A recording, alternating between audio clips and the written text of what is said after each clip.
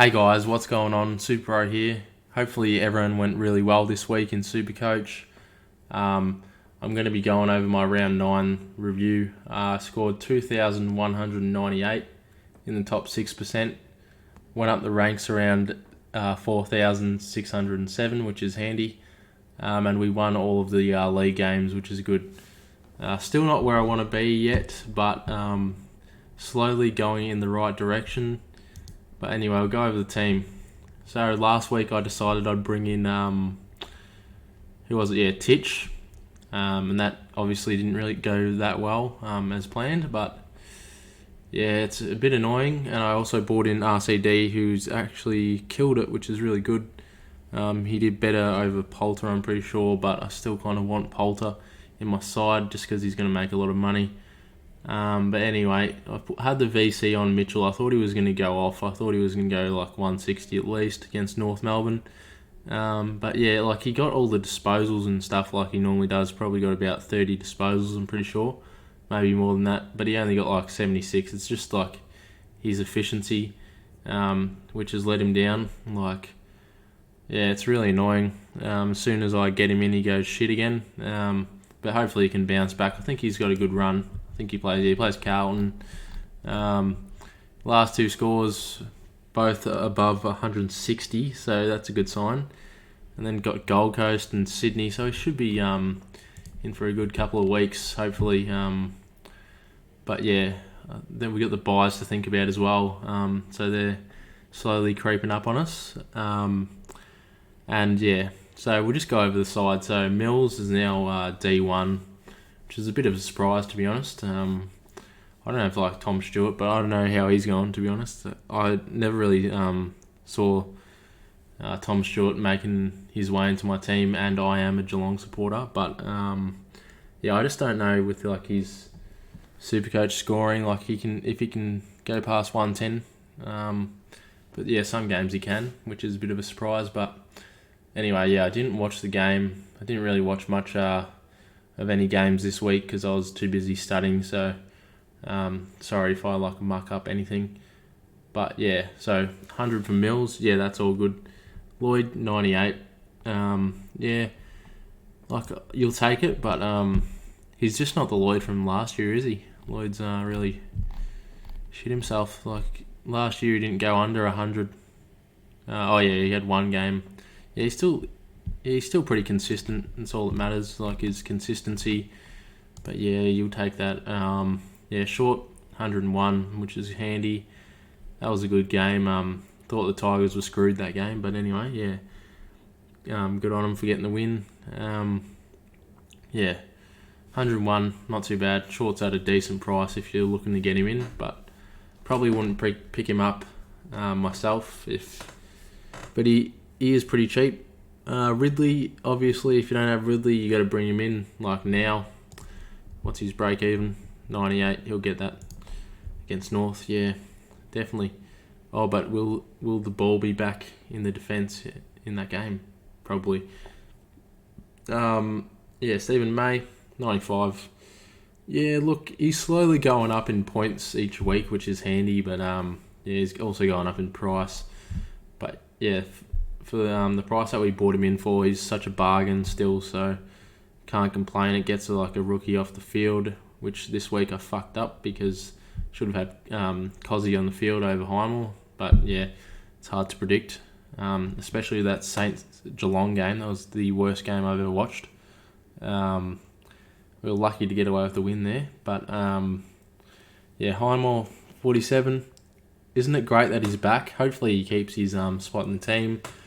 But yeah, we're not sold on that. Hopefully Murphy comes back as well this week. We'll swing Cozzy on the field. McRae 115. I'm pretty sure he got scaled up like 15 points or something, so that's handy. Yeah, he's just feels like he's not like the same ever since Dunkley did his shoulder. But yeah, I haven't seen any like massive scores from him. Hopefully he can get a huge score against the Saints this week, like a 140 or something. That'd be ideal. Yeah, still around the 600k mark, so that's pretty expensive. Oliver, if you don't have Oliver, I'd definitely bring him in now because he's just going to be so hard to bring him later on in the year. But yeah, he's 140. Did not expect that from him. He's actually killing it. And then Steele, yeah, he got scaled up as well. I think he was only on like 80 or something, and then he got scaled up to 116. So you'll definitely take that. That's what you love to see. And yeah, Steele, he's pretty cheap as well, actually. Holy shit. Definitely look at him if you don't have him. He'll be a top 8 midfielder for sure. Mitchell, yeah, went over him. Petrarca, oh my god, I'm actually kicking myself here. Could have got bloody Cam Guthrie over Petrarca at the time I bought him in. And hasn't that turned out well? Yeah, good thinking by me. I'll bring in Petrarca over Guthrie. Fuck, I'm so annoyed about that. But anyway, it is what it is. Petrarca, 101. He's got an average of 102.9. Oh, like, I'd expect better things from him. But yeah, now he's a bit like Grundy last year. Like, signs his big contract and doesn't give a shit anymore. Pretty cheap, actually, if you want to get him, but it's pretty hard to read with him. At least I got both of the Melbourne players in my side now, so it's not a big worry. At least one of them will get the good score. And then we got Laird with 120, really starting to find some form. Yeah, if you don't have him, definitely bring him in. Yeah, he's going to go up heaps in price. Cripps. Yeah, Cripps, he came back this week with the 94. Still not what we're looking for from Cripps, but yeah, last week it was out of him or Powell. I'm glad that I kept him because he always had the higher ceiling than Powell, so pretty obvious choice there. But hopefully he can keep it up. It just helps get another rookie score off me field. Yeah, and then RCD, he absolutely killed it. Pretty pissed off. I'm pretty sure he got downscaled actually. I think he was on like 98. But yeah, it's all good. 88's still pretty handy, but unfortunate that he didn't cop the 98. Yeah, then McNeil was on the bench, 46. Still got to make a bit more money. Not too bad. And then Grundy, 109, pretty average from him. Wasn't too confident with putting the VC on him against Hickey, so I thought I'd risk it and put it on Mitchell, and that didn't work. So we just took Gawn's 117, which is pretty good. Thought he played better than a 117, to be honest. Probably just because I was hoping to get more points, but still, I've got a shit ton of Melbourne players and Sydney players, and the bye. What is it? The round 14 bye is not looking too good, is it? No.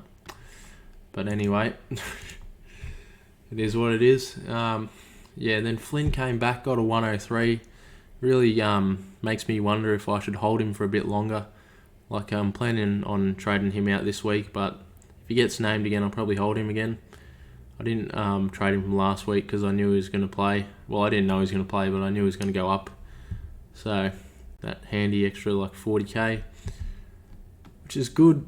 Zeeble got an 89. Now, I didn't watch that game. I'm wondering if Aaron Hall's affecting him, which could be a problem. But yeah, 89 after like what he's done for us all year isn't too bad. And then Dusty got 121. He pretty much won them the game, which was good. Hopefully he can maintain this scoring.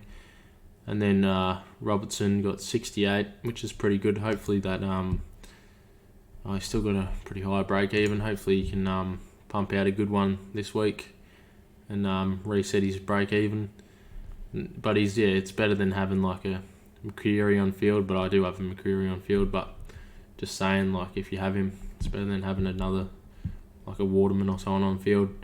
Then Scott, 57, which is good. He's still got a little bit of cash to make, so hold on to him for another week or two till the buys. Rowe, yeah, I was going to trade him, but because he scored another 80, got to hold him till the buys as well. And then McCreary got 44. He's probably going to reach his break even this week. Yeah, what's he versus Port? Yeah, shit. I wonder how I go there. But anyway, what I was thinking this week, yeah, so I was looking at Aaron Hall, but for me, for my situation, I've got 14 trades, so I'm pretty fucked. Realistically, like I can't afford to bring in Aaron Hall, and then if he doesn't work out, then I'm not going to have a full premium team. Especially with like him having like mental health issues a couple of years ago, and his durability really isn't great, so I probably wouldn't bring him in. But if you have like 20 trades, it would be like it'd be a good option if you had like 20 trades. But for my situation, I just can't afford to do that.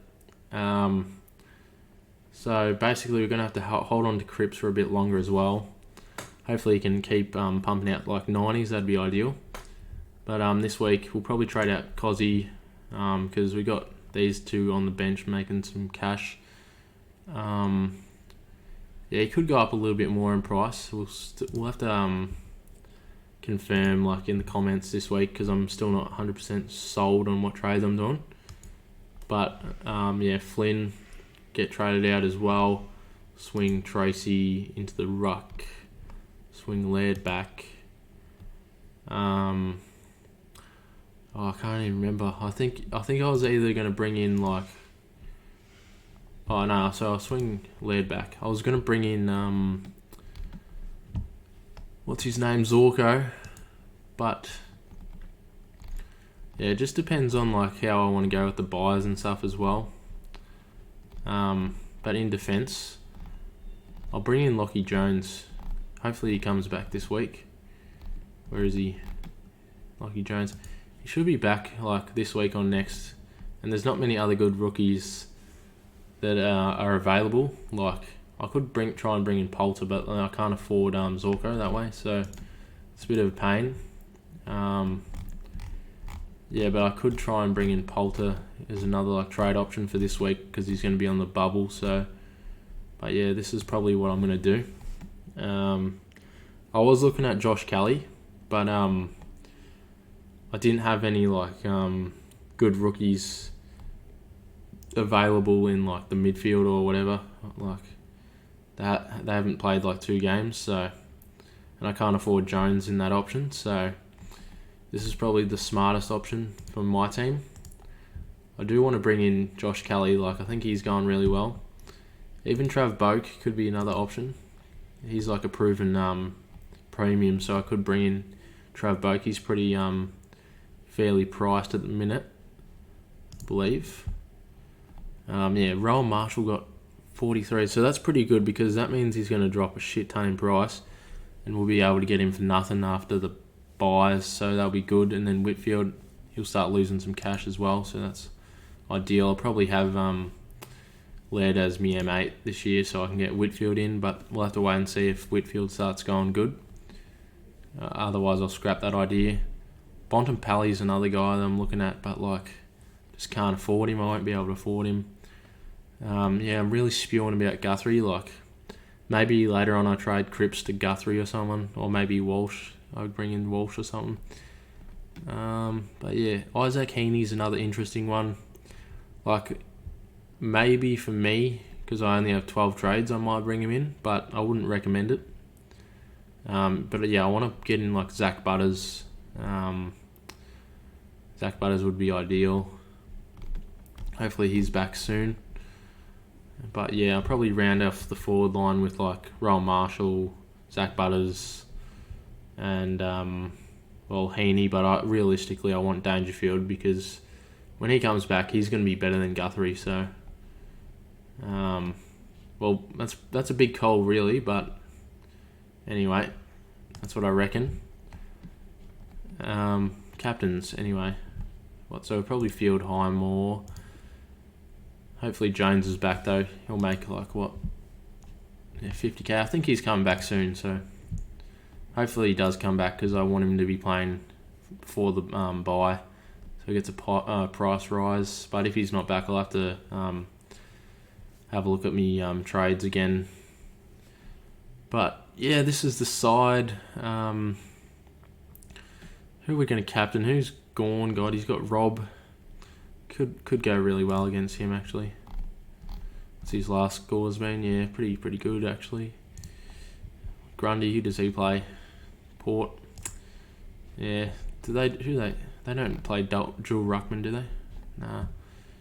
He should give it to Lyset, Grundy. But yeah, we'll just go to the pretty boring one for the minute as we look deeply into it later on in the week. Who we're going to VC and captain. Yeah, I don't know. I'm still thinking maybe Clayton Oliver goes massive against Adelaide. But yeah, other than that, can't really think. Maybe Tom Mitchell goes massive against the Blues. Yeah, I already went over those last scores, so hopefully we see a response from Mitchell. But yeah, that's my team. Hopefully you guys enjoyed the video. Thanks so much for watching. See you later. Good luck for the week.